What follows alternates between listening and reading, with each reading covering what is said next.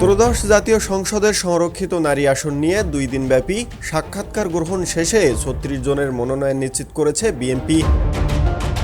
সোমবার 20 এপ্রিল দলটির সিনিয়র যুগ্ম মহাসচিব অ্যাডভোকেট রুহুল কবির রিজভী মনোনীত প্রার্থীদের নাম ঘোষণা করেন।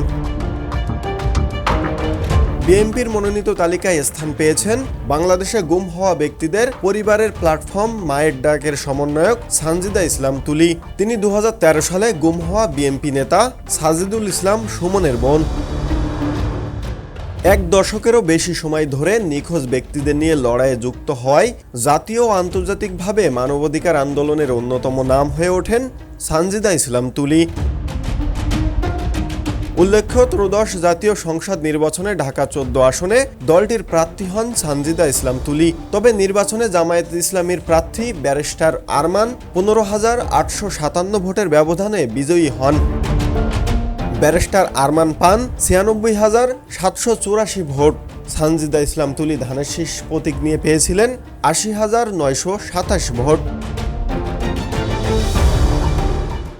ইউএফটি ফার্স্টের সাথে ট্রেড করুন যে কোনো জায়গা থেকে। ক্যাম্পাসে ক্লাসের ফাঁকে, ঢাকার জ্যামে বসে কিংবা ঘরে বসে ট্রেডিং এখন হাতের মুঠোয়।